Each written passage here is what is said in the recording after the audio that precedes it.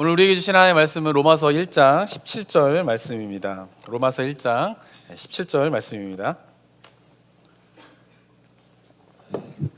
우리가 한 목소리로 한번 17절 함께 읽도록 하겠습니다. 17절 읽겠습니다. 시작. 복음에는 하나님의 의가 나타나서 믿음으로 믿음에 이르게 하나니 기록된 바 오직 의는 믿음으로 말미암아 살리라 함과 같으니라. 아멘. 한번 사진 한번 보여드릴 텐데요. 이 사진이 어떤 사진인가요? 언뜻 보면은 개가 모자를 쓰고 있는 것 같지만 이게 어떤 사진이냐면은 주인이 뒤에 있고요. 사람이 앞에 개를 앉혀놨는데 앞에서 찍다 보니까 마치 개가 사람이냐 웃음도 이렇게 지으면서 모자 쓰고 있는 그런 모습의 사진이 이렇게 찍히게 되었습니다. 그럼 다음 사진을 보시면요. 이 사진을 보시면은 이 사람이 지금 책상에 앉아가지고 글을 보고 있는데 이게 집 안에서 글을 보고 있는 걸까요? 집 밖에서 글을 보고 있는 걸까요? 그죠? 누구는 밖에다, 누구는 안이다 이렇게 얘기할 수 있는 것 같습니다. 자, 이 두 장의 그림을 보여드린 이유가 무엇 때문이냐면요. 보면은 이게 어떤 각도에서 보냐에 따라서요 전혀 다른 그림으로 나타날 수 있는 두 가지 그림을 우리가 봤습니다. 우리 인생을 살다 보면요 어떤 사건이 일어나게 되었을 때 그 사건을 한쪽 면으로만 보게 되었을 때는 그 사건의 올바른 모습이 무엇인가를 이해하지 못하는 일들이 종종 생기게 됩니다. 그래서 저는 우리가 성숙해 간다라고 하는 것이 뭐냐면요, 사람은 기본적으로 자기가 보고 싶은 것만 보는 것이 사람의 본성입니다. 그런데 성숙해 간다라고 하는 것은 뭐냐면은 자기가 보려고 하는 방향이 아니라 그 다른 방향에서부터 보기 시작하면서 그 사건에 대해서 올바른 그런 관점들이 좀 넓어지는 것이 성숙함의 의미가 아닌가라고 하는 생각을 갖게 됩니다. 그러니까 인생을 살면서 어떤 사건에 대해서 다양한 관점으로 좀 보는 것이 필요한 것처럼 우리가 성경 속에서 나와 있는 여러 가지 성경적인 개념들이 있는데 그 성경적인 개념을 올바로 이해하기 위해서 어떻게 해야 되냐면은 한쪽 면만이 아니라 다양한 면에서 그것을 이해하는 것이 굉장히 중요합니다. 왜냐하면 성경에서는요 한 주제에 대해서 이야기할 때 그 주제를 다양한 각도에서 설명하는 내용들이 굉장히 많이 있습니다. 예를 들면 구원이라고 하는 것도요, 구원이 무엇인가에 대해서 이야기할 때요 성경은 굉장히 다른 비유, 다른 표현, 다른 방법으로 구원의 의미가 무엇인가를 다각도로 설명을 하고 있습니다. 그렇기 때문에 우리가 한쪽 면만 볼 것이 아니라 다양한 면에서 설명하고 있는 그 설명들을 우리가 온전히 이해하고 묵상하는 것이 굉장히 중요하다라고 하는 것이죠. 지난주에는 제가 하나님의 의에 대한 부분에 대해서 설명을 드렸습니다. 오늘은요 제가 믿음에 대한 이야기를 하려고 합니다. 자, 그런데 믿음에 대한 이야기를 할 때에 우리가 기억해야 할 것은 성경 속에서 믿음은요 다양한 각도에서 설명을 하고 있다라고 하는 것을 우리가 이해를 하고 있어야 됩니다. 그러니까 성경에서 이야기하고 있는 그 다양한 각도의 의미들을 묵상하고 생각할 때에 하나님께서 우리에게 원하시는 믿음의 모습이 무엇인가를 우리가 올바로 이해할 수 있다라고 하는 것이죠. 특별히 오늘 읽은 본문인 로마서 1장 17절은요 성경에서 이야기하고 있는 믿음의 다양한 면 가운데에 굉장히 중요한 한 면을 설명하고 있는 중요한 본문이라고 볼 수가 있습니다. 로마서는 구원에 대한 이야기인데요 그 구원의 핵심은 무엇일까요? 그것은 바로 믿음입니다. 믿음. 그렇기 때문에 그 믿음의 의미가 무엇인가를 우리가 올바로 이해해야지만이 구원의 의미를 우리가 올바로 이해할 수가 있게 되고요, 그리고 이 땅을 살아가면서 우리가 하나님을 믿는다라고 하는 것이 과연 어떤 의미인가를 올바로 깨닫게 될 때에 구원을 통하여서 우리에게 주시는 하나님의 큰 복을 누리며 살아갈 수가 있다라고 하는 것을 기억하면서 우리 성도님들이 오늘 설교를 들으시고 돌아가셔서 삶의 현장 속에서 그 믿음의 의미가 무엇인가를 좀 날마다 묵상하면서 우리가 하나님께서 더 원하시는 그 믿음으로 더 가까이 나아가게 되는 일들이 우리 성도님들의 삶 가운데 일어나게 되기를 소망합니다. 자, 믿음이라고 하는 것이 무엇일까요? 믿음은요 성경에서만 있는 그 개념은 절대 아닙니다. 모든 사람들은요 일반적으로 믿는 사람이든 믿지 않는 사람이든 믿음을 가지고 살아가게 됩니다. 오늘 오실 때 어떻게 오셨나요? 운전해서 오셨죠? 차 타고 오셨잖아요? 차 타고 올 때에도 믿음이 필요합니다. 어떤 믿음이 필요할까요? 차가 사고 나지 않을 거다라고 하는 믿음이 있어야지 운전해서 올 수 있어요. 근데 만약에 차가 사고 날 거야 라고 생각을 하기 시작하면요 운전하지 못합니다. 그죠? 그러니까 우리가 운전을 편하게 할 수 있다라고 하는 이유는 뭐냐면은 그 마음 가운데 뭐가 있는 거예요? 아, 이가 운전했을 때에 차가 사고 나지 않을 거야 라고 하는 뭐가 있어요? 믿음이 있기 때문에 운전할 수가 있다라고 하는 것이에요. 이 자리에 앉아 있는 것도 마찬가지입니다. 우리가 그냥 앉아 있는 것 같지만요, 이 자리에 앉아 있는 것도 믿음이 있어야지만 이 자리에 앉아 있을 수 있으세요. 어떤 믿음이 있으셔야 돼요? 천장이 무너지지 않을 거다. 이 믿음이 있어야 돼요. 만약에 천장이 무너질 거라고 생각하면 불안해서 여기 있지 못하는 것이죠. 그러니까 우리가 일상적으로 평범하게 삶을 살아가고 있지만은 일상적으로 평범하게 살아가고 있는 그 삶에도 뭐가 필요해요? 믿음이 필요하다라고 하는 것이죠. 인식하던 인식하지 않던 누구나 어떠한 믿음이 있기 때문에 일상의 평범함들을 살아갈 수가 있다라고 하는 것입니다.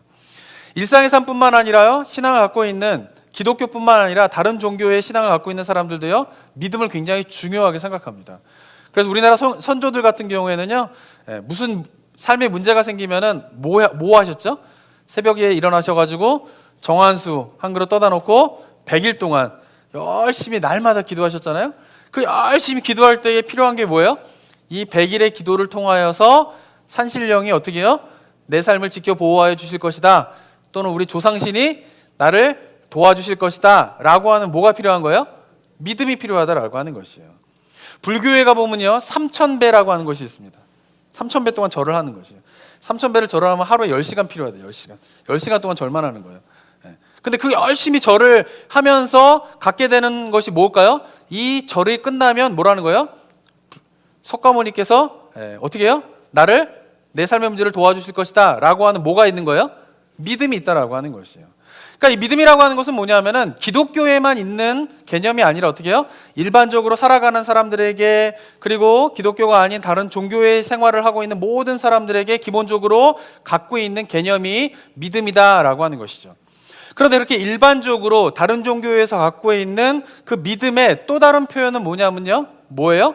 깊은 확신이에요. 확신. 깊은 확신을 일반적인 개념 속에서의 믿음이라고 생각하는 경우가 많이 있습니다. 그렇기 때문에 성경 속에서 우리가 믿어야 된다, 믿음이 필요하다라고 했을 때에 성경 속에서 이야기하고 있는 그 믿음의 의미가 무엇인가를 미처 깨닫기 전에 일반적으로 다른 종교에서 이야기하고 있는 믿음의 개념으로 성경에서 이야기하는 믿음을 생각하는 경우가 많이 있다라고 하는 것이죠. 그 일반적인 개념이 뭐예요? 깊은 확신인 거예요. 확신. 우리가 기도할 때 뭐가 필요하다라고 예수님께서 우리에게 말씀하고 계십니까? 믿음이 필요하다라고 이야기합니다. 믿음이 있으면 어떻게 해요? 산도 움직인다고 말씀하셨잖아요. 그죠? 그럴 때에 그 믿음이라고 하는 거, 우리가 기도할 때 믿음이 필요합니다, 하나님 믿으면서 기도하셔야 됩니다 라고 말할 때에 일반적으로 생각하는 사람들의 생각이 뭐예요? 깊은 확신이다라고 하는 것이. 어떤 확신이요? 내가 이 기도를 하면 하나님께서 들어주실 거야, 들어주실 거야, 믿습니다, 믿습니다. 이거를 뭐라고 생각하는 거예요? 믿음이라고 생각한다라고 하는 것이죠. 그래서 열심히 기도하고 난 다음에 만약에 기도한 대로 응답이 안 이루어져요, 삶의 문제가 풀리지 않아요. 그럼 뭐가 부족하기 때문에 기도의 응답이 이루어지지 않은 거예요? 믿음이 부족하기 때문에 기도의 응답이 이루어지지 않았다라고 생각하는데, 그때 이야기하는 그 믿음이 부족하다라고 하는 개념이 뭐예요? 내가 기도할 때 뭐가 부족했다라는 거예요? 깊은 확신이 부족했다라는 거예요. 믿습니다, 믿습니다 더 했어야 되는데, 들어주실 것을 제가 믿습니다, 믿습니다 그게 더 했어야 되는데, 그 기도하는 그 순간에 하나님이 이것을 들어주실 것입니다 라고 하는 깊은 확신에 99%가 있었고 1%가 부족했기 때문에 우리는 기도의 응답을 받지 못했다라고 생각하는 경우가 많이 있다라고 하는 것입니다. 사랑하는 성도 여러분, 성경에서 이야기하는 믿음은요, 단순한 깊은 확신이 아니다라고 하는 것을 우리가 봐야 됩니다. 성경에서 물론 깊은 확신에 대한 부분도 이야기하고 있지만, 그러나 일반적인 사람들이 생각하는 다른 종교에서 이야기하는 단순한 깊은 확신을 성경에서 이야기하고 있는 것이 아니라, 성경에서 이야기하고 있는 깊은 확신의 중요한 요소는 뭐냐면요, 하나님을 알고 있는 그 지식에 대한 바탕을 두고 깊은 확신이 있어야 된다라고 하는 것이에요. 무슨 말이냐면, 하나님에 대해서 우리가 알고 있는 가운데 깊은 확신을 갖는 것이 성경에서 이야기하는 믿음의 중요한 요소이다라고 하는 것이에요. 하나님을 알지도 못하는데, 하나님과 관계도 없는데, 하나님을 만나지도 않는데 그냥 이 기도를 하면은 하나님이 들어주실 것을 믿습니다, 믿습니다 라고 기도하는 것은 뭐예요? 성경적인 기도의 방법이 아니다라고 하는 것이죠. 우리가 하나님이 들어줄 걸 믿습니다 라고 한다라고 하는 그 고백 속에 담겨져 있는 중요한 성경적인 가치가 뭘까요? 하나님에 대한 알매 지식이 뭐예요? 우리의 바탕이 되어야 한다라고 하는 것입니다. 사랑하는 성도 여러분, 성경에서는 믿음에 대한 부분들에 대해 굉장히 많이 다양하게 이야기를 하고 있다는 것을 기억하면서 각각의 의미가 무엇인가를 우리가 발견하는 것이 굉장히 중요하다라고 하는 것입니다. 특별히 오늘 본문에서는요, 바울이 어떻게 이야기를 하고 있습니까? 복음은 하나님의 능력이 된다라고 16절에서 이야기를 하고 있습니다. 왜 그렇습니까? 복음에는 하나님의 의가 나타났기 때문에 그런 것입니다. 그리고 믿음으로 믿음에 이르게 하나니 기록된 바 어떻게 해요? 오직 의인은 믿음으로 말미암아 살리라 함과 같으니라 하면서 그 하나님의 의를 우리가 체험하고 그 하나님의 의가 우리에게 전해지기 위해서 우리가 가져야 할 중요한 통로가 뭡니까? 믿음이다라고 하는 것입니다. 그 믿음이 없으면 하나님의 의가 우리에게 전해지지 않게 되고요, 하나님의 의가 우리에게 전해지지 않게 되면 복음은 결코 우리에게 능력이 될 수 없다라고 바울이 이야기를 하고 있다라고 하는 것이죠. 그런 가운데서 오늘 본문 속에서 중요하게 믿음에 대한 요소들에 대해서 바울이 이야기할 때에 인용하는 말이 있어요. 그것은 뭐냐면 오직 의인은 믿음으로 말미암아 살리라 라고 하는 이 구절은 바울의 고유적인 표현이 아니라 선지자의 말을 인용한 것입니다. 어떤 선지자의 말을 인용한 것이냐면은 하박국 선지자의 말을 인용한 것이요. 하박국 선지자에 있는 말을 바울이 인용했다라고 하는 것입니다. 자, 그렇다면 바울이 이 하박국 선지서에서 있는 오직 의인은 믿음으로 말미암아 살리라 라고 하는 것을 인용하면서 그 속에 담겨져 있는 믿음의 의미가 무엇인가를 올바로 이해하기 위해서는 우리가 하박국서를 한번 살펴보는 것이 필요합니다. 하박국서를 보면요, 특별히 3장 17, 19절에 보면은 하박국 선지자의 믿음이 얼마나 위대한가에 대한 믿음의 결정체의 고백이 나오게 됩니다. 한번 석절이지만 그러나 유명한 구절이고 중요한 구절이기 때문에 한번 한 목소리를 한번 읽어보도록 하겠습니다. 17절부터 시작. 비록 무화과 나무가 무성하지 못하며 포도나무에 열매가 없으며 감람나무에 수출이 없으며 밭에 먹을 것이 없으며 우리의 양이 없으며 외양간에 소가 없을지라도 나는 여호와라 말미암아 즐거워하며 나의 구원의 하나님으로 말미암아 기뻐하리로다. 주 여호와는 나의 힘이시라. 나의 발을 사슴과 같게 하사 나를 나의 높은 곳으로 다니게 하시리로다. 아멘. 이 구절은 하박국서의 마지막 구절입니다. 마지막에 하박국 선지자가 드리고 있는 믿음의 고백이 뭡니까? 무화과 나무가 무성하지 못하고 포도나무에 열매가 없고 감람나무에 소출이 없고 우리의 양이 없고 소의 외양간에 소가 없을지라도 나는 어떻게 한다는 거예요? 여호와로 말미암아 즐거워하겠다라고 하는 것이에요. 이 말은 무슨 말이냐? 요즘 시대로 말한다라고 하면 그런 거예요. 쌀이 떨어져서 밥 먹을 게 없고, 빚이 많아서 은행에서 집을 뺏어가 버렸고, 나는 잡이 잘려서 내일부터 당장 일할 곳이 없고 수입원이 없는데, 근데 나는 어떻게 하겠다라고 하는 것이요? 오직 여호와로 말미암아 즐거워하고 구원의 하나님으로 말미암아 어떻게 하겠다라는 거예요? 기뻐하겠다라고 고백하는 것이에요. 삶의 완전한 절망적인 상황 속에서 하박국 선지자는 누구로 인하여서 기뻐하겠다라고 지금 고백하고 있는 거예요? 오직 여호와 하나님만을 인하여서 기뻐하겠다라고 고백을 하고 있다라고 하는 것입니다. 이것은 굉장히 위대한 고백입니다. 어떻게 이런 믿음의 고백이 나올 수 있었을까요? 하박국 선지자가요, 이 믿음의 고백을 하기 위해서 처음부터 이런 고백을 하게 된 것은 결코 아닙니다. 하박국서를 보면요, 1장과 2장에 보면은 3장에서 고백하고 있는 그 하박국 선지자와는 전혀 다른 모습의 하박국 선지자를 1장과 2장에서 볼 수가 있습니다. 하박국서는요, 하나님과 하박국 선지자의 질문과 대화로 구성이 되어 있는 책입니다. 그런데 하박국 선지자가 1장에서 어떻게 하나님께 고백을 하고 있냐면요, 1장 2절과 4절에 보면 이렇게 말하고 있습니다. 여호와여, 내가 부르짖어도 주께 듣지 아니하시니 어느 때까지이리까? 내가 강포로 말미암아 외쳐도 주께서 구원하지 아니하시나이다. 어찌하여 내가 죄악을 보게 하시며 패역을 눈으로 보게 하시나이까?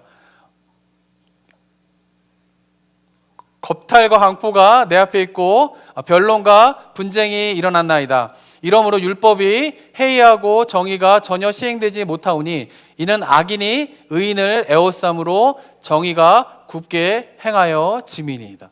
어떤 상황이라는 거예요? 열심히 기도했는데 지금 주변 상황이 어떻다라는 거예요? 악인이 의인보다 많다라는 것이에요.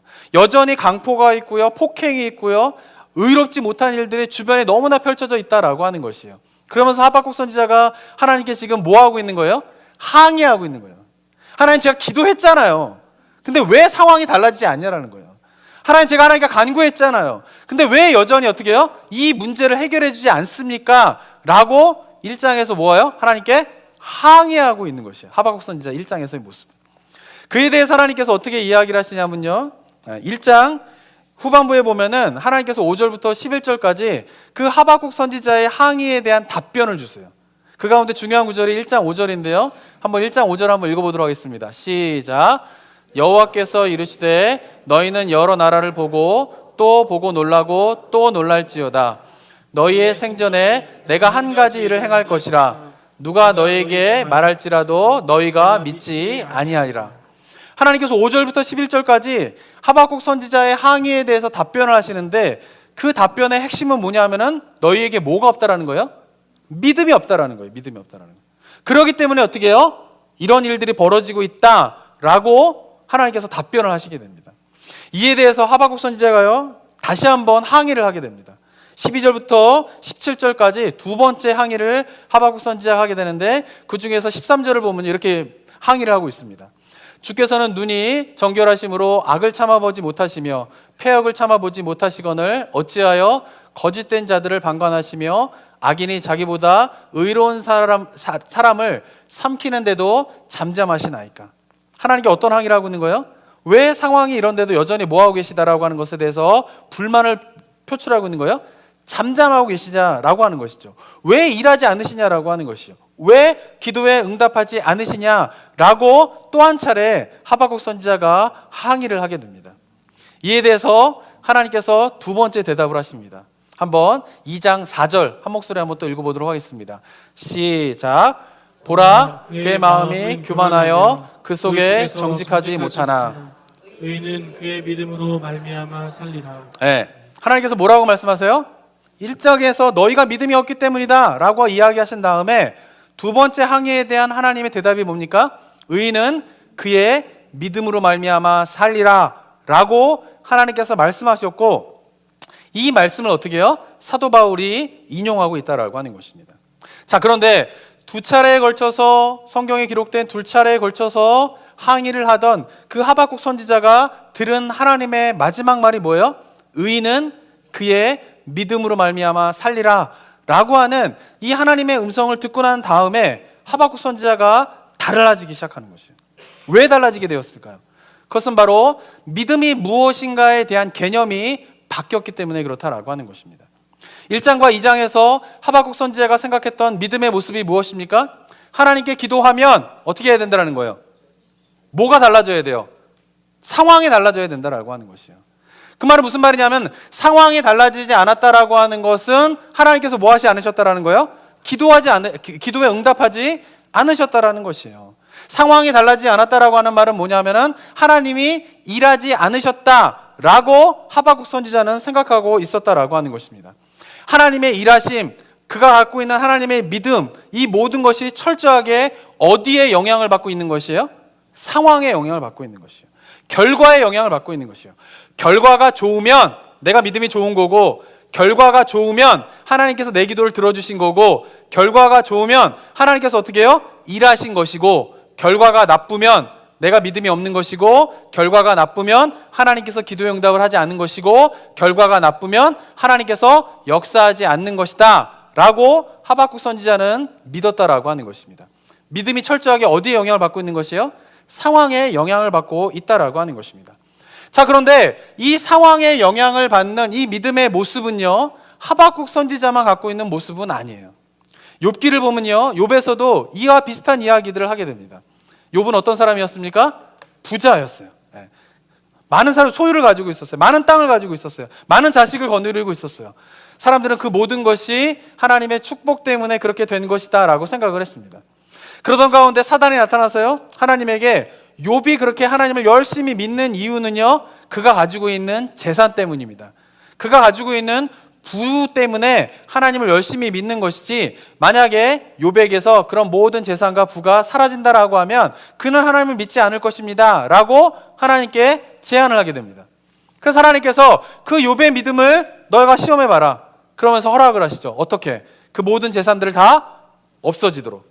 단 그의 목숨만은 건드리지 말라라고 하면서 사단에게 그런 것을 허락하시게 됩니다. 그러자 사단이 어떻게 됩니까? 욥의 모든 재산을 뺏어버리고요, 그의 건강을 뺏어버리고요, 그의 가족들이 다 어떻게 해요? 죽게 되는 그런 극심한 고통 가운데에 들어가게 돼요. 그런데 중요한 것은 그런 욥이 어떻게 해요? 곤란한 가운데, 힘든 가운데 빠지게 되자 그 욥의 친구들이 찾아와가지고 욥에게 이야기합니다. 네가 지금 망하게 된 것은, 네가 지금 아프게 된 것은, 지금 네가 가족들이 다 죽게 된 것은 다 무엇 때문이냐면 네가 하나님을 제대로 믿지 못하였기 때문이다 라고 욥의 친구들이 이야기를 하고 있는 것이에요. 욥기에서도 이야기하는 게 뭡니까? 일반적인 사람들의 믿음의 모습이 어떻다라는 거예요? 상황이 좋으면 하나님이 어떻게 해요? 일하시는 것이고, 상황이 나쁘면 어떻다라는 거예요? 하나님이 일하지 않는다라고 하는 하나님에 대한 믿음이 철저하게 어디에 영향을 받고 있어요? 상황에 영향을 받고 있다라고 하는 것이에요. 결과에 영향을 받고 있다라고 하는 것입니다. 이것은 하박국 선지자의 모습이기도 하고 욥의 친구들의 모습이기도 하고요, 사단의 생각이기도 하고요, 그리고 이 시대를 살아가고 있는 많은 그리스도인들의 믿음에 대한 개념이기도 하다라고 하는 것입니다. 그러나 사랑하는 성도 여러분, 이건 어쩌면 자연스러울 수 있어요. 우리 인간인 이상. 우리 인간은 어떻게 합니까? 눈에 보이는 것에 약해요. 손에 잡히는 것에 약해요. 그런데 우리가 믿어야 될 하나님은 어떤 하나님이세요? 눈에 보이지 않는 거예요. 손에 잡히지 않는 거예요. 그러다 보니까 눈에 보이지 않고 손에 잡히지 않는 그 하나님을 눈에 보이는 상황을 통하여서 믿으려고 하는 것은 어쩌면 지극히 자연스러운 현상일 수가 있는 것입니다. 그러나 하나님께서 우리에게 성경을 통하여서 예수 그리스도의 보혈의 피를 통하여서 복음을 통하여서 우리에게 원하시는 믿음은 그 정도의 수준의 믿음이 아니다라고 하는 것이죠. 그 정도 수준의 믿음은 누구나 가질 수 있는 믿음이다라고 하는 것이에요. 그러나 하나님께서 우리에게 원하시는 믿음은 그 정도의 수준의 믿음이 아니라 어떤 것을 원하시는 것이에요?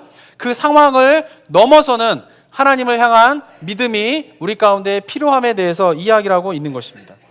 하박국 선지자는요, 1장과 2장에서 상황에 따른 그 믿음을 가지고 있던 그에게 하나님께서 오직 의인은 그의 믿음으로 말미암아 살리라 말씀하신 다음에 그가 깨달은 것은 무엇이냐면 그 믿음이 무엇이냐라고 하는 것이에요. 믿음은 무엇일까요?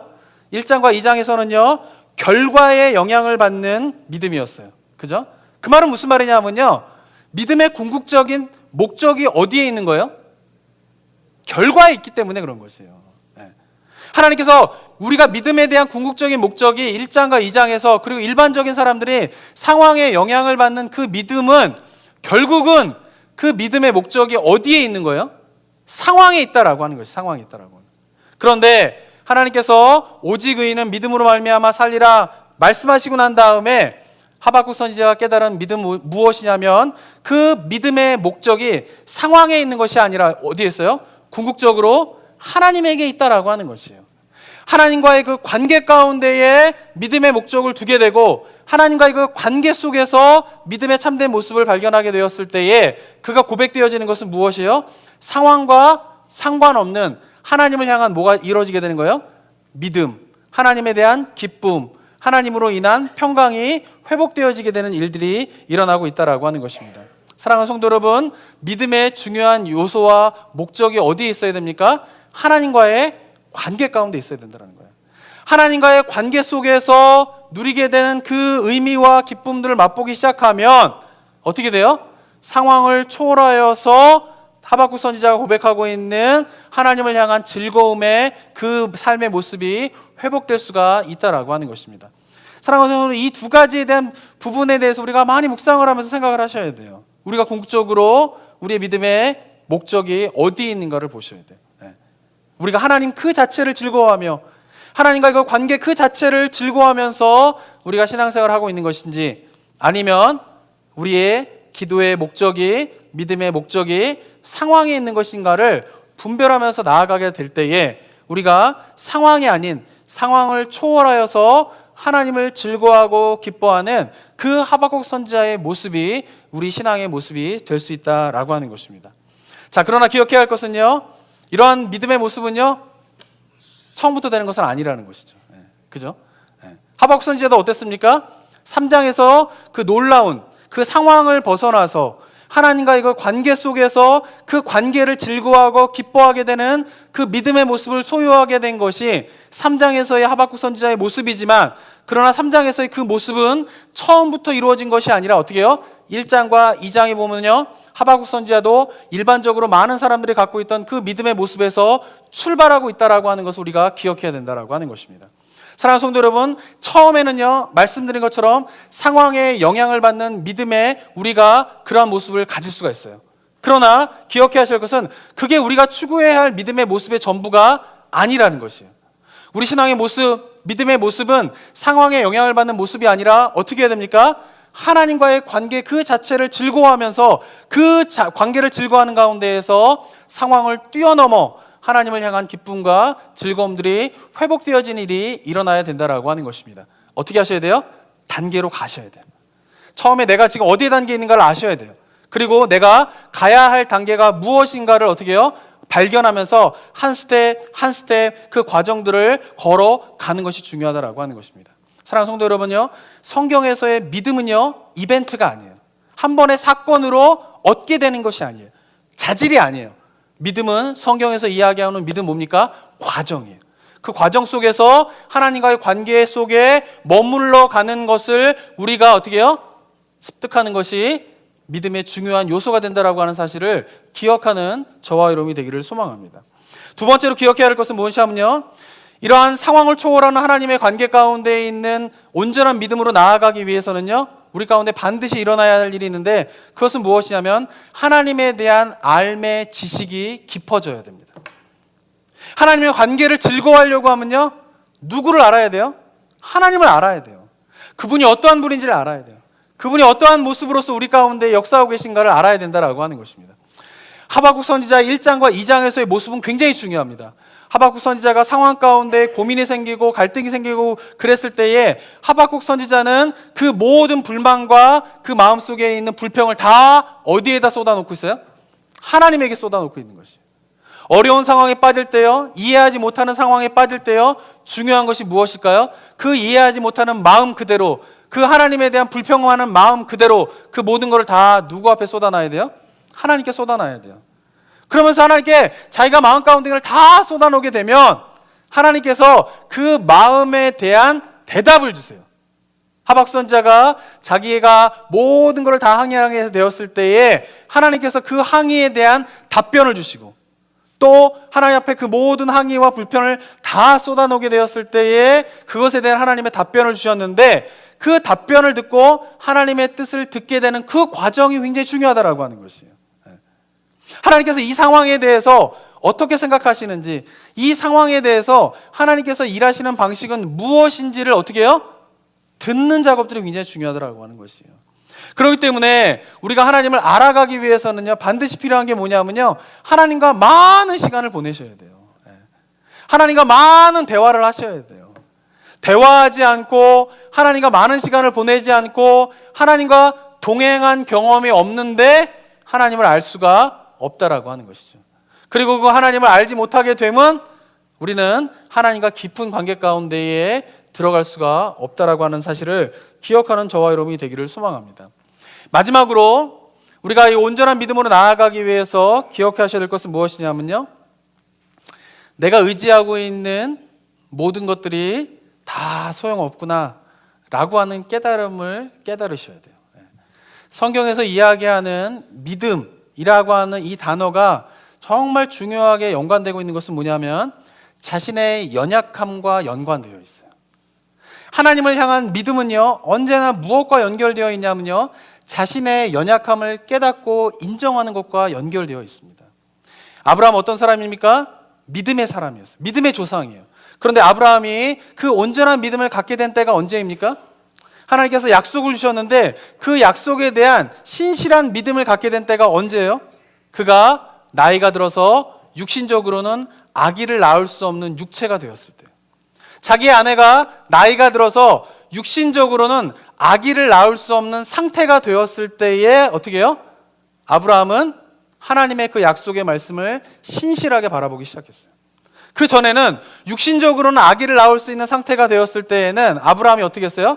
그 육신을 통하여서 하나님의 약속을 이루려고 했단 말이에요. 그래서 낳은 아들이 누굽니까?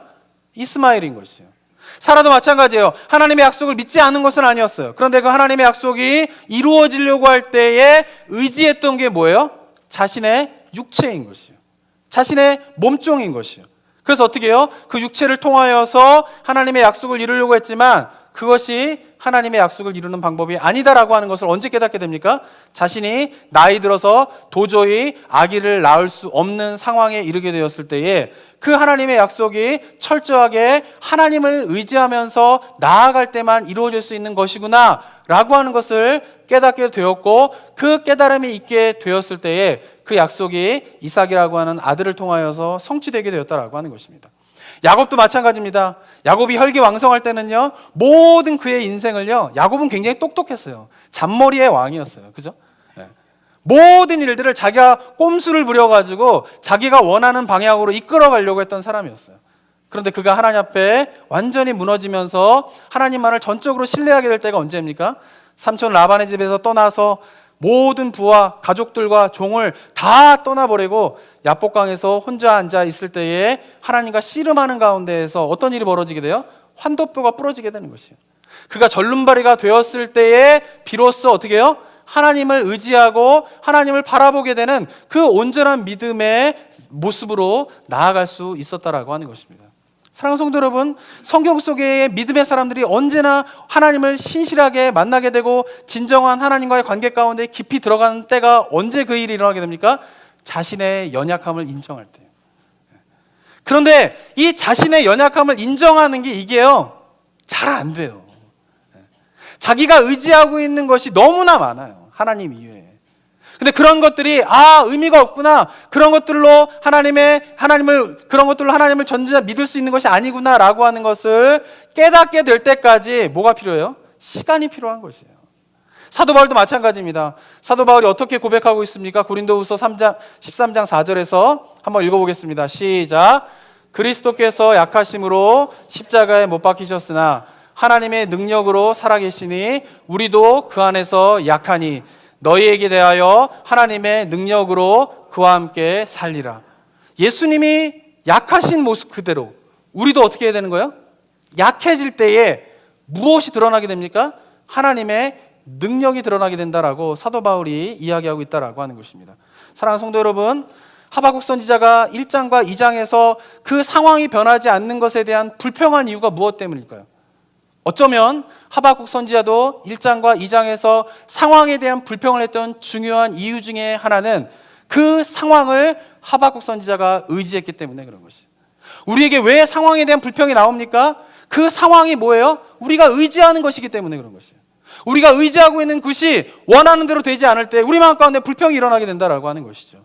그러나 하박국 선지자가 그 상황에 대한 것을 의지하고 있는 그 모습에 하나님께서 오직 의인은 믿음으로 말미암아 살리라 하는 그 말씀 앞에 무너지게 되는 것이죠. 내가 이 상황을 의지하고 있었구나. 그리고 그 의지하던 그 모든 상황이 다 무너지게 되었을 때, 무화과 나무에 열매가 없고 감람나무에 소출이 없고 외양간에 소가 없고 우리의 양이 없는, 완전히 자기가 의지하던 그 모든 상황들이 다 황폐하게 되었을 때에 그는 비로소 누구를 보기 시작하게 된 것이에요? 하나님을 보기 시작하게 되었다라고 하는 것입니다. 자기의 연약함을 인정하기 시작할 때 내가 의지하고 있는 것이 아무 소용이 없구나 라고 하는 것을 깨닫기 시작할 때에 비로소 보이는 분이 누굽니까? 하나님이다라고 하는 것이에요. 그런데 그 자신의 연약함을 인정하면서 비로소 하나님을 바라보기 시작할 때에 놀라운 일들이 일어나게 돼요. 그것은 무엇이냐면 무화과 나무가 없고 감람나무에 소출이 없고 양이 없고 소가 없을 때에 그의 불평은 무엇이에요? 그 상황 속에서 하나님이 일하고 계시지 않는다라고 하는 불평인 것이에요. 왜 하나님은 이 가운데 계시지 않습니까? 라고 불평했다라고 하는 것이에요. 그런데 자신의 연약함을 인정하면서 비로소 하나님을 전적으로 의지하며 바라보며 나아가게 됐을 때 일어나는 놀라운 일은 뭐예요? 그 속에 누가 계시다라는 거예요? 하나님이 계시다라는 것이에요.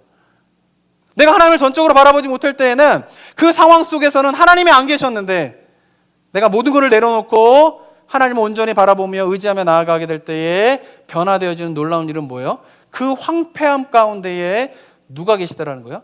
하나님이 계신다라고 하는 것이에요.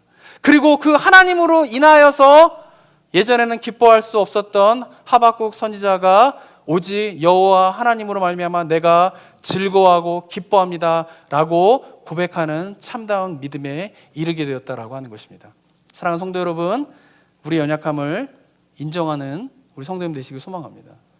내가 붙잡고 있는, 내가 의지하고 있는 그것이 얼마나 허망한 것인가를 깨닫기 시작할 때에, 그것을 내려놓기 시작할 때에 비로소 하나님을 보게 되고 하나님을 전적으로 의지하게 되면서 그 하나님의 관계 가운데 들어가게 되는 그 참된 신앙의 모습들을 우리가 회복할 수가 있다라고 하는 것입니다.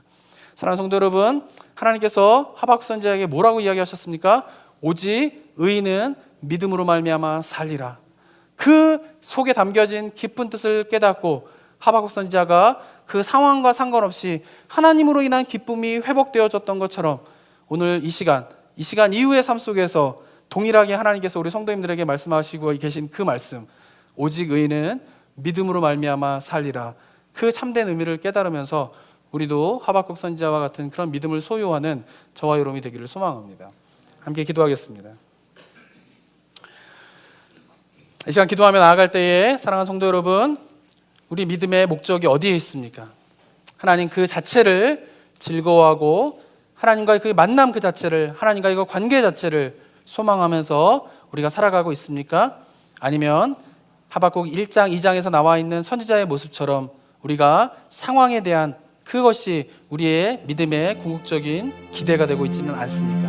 이 시간 돌아보면서 우리가 하나님과의 그 관계 가운데에 우리의 신앙의 목표가 되고 신앙의 초점이 맞춰지게 되는 그런 은혜가 있게 되길 원합니다. 내가 의지하고 있던 것 내려놓고 내 연약함을 고백하며 오직 주님만을 바라보며 나아가는 참된 믿음의 삶을 살아갈 수 있도록 주님 도와 주시옵소서라고 이 시간 함께 기도하며 나아가도록 하겠습니다. 기도하겠습니다. 아버지 은혜 감사드립니다. 주님께서 허락하신 이 시간 하나님의 아버지를 바라보며 구하며 나아가고 아버지와 정답의 말씀을 사랑하시는 주님만을 좀 바라볼 수 있는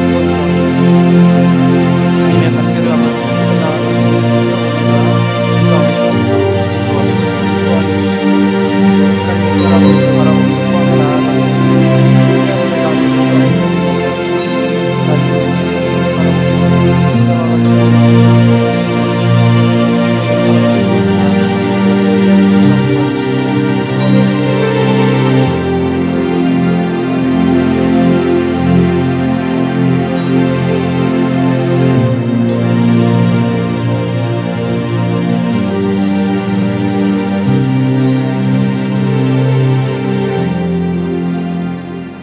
사랑과 은혜가 충만하신 하나님 아버지, 오직 의인은 믿음으로 말미암아 살리라 라고 말씀하시는 하나님의 그 음성 앞에 우리가 온전히 반응하며 나아가는 우리 성도님들 될 수 있도록 인도하여 주시옵소서. 그저 우리가 살아가고 있는 것이 아니라 정말 하나님을 더 깊이 알고 그 하나님을 더 깊이 만나게 되고 하나님을 더 깊이 체험하게 되는 은혜가 우리 성도님들 삶 가운데 일어날 수 있도록 인도하여 주시옵고, 그런 가운데에 우리 삶의 상황을 넘어서서 그 주님을 바라보며 주님으로 인한 기쁨이 충만한 그 믿음의 삶의 모습이 우리 성도님들의 삶의 모습이 될 수 있도록 주님 도와 주시옵소서. 은혜 감사드립니다. 예수 그리스도의 이름으로 기도드립니다. 아멘.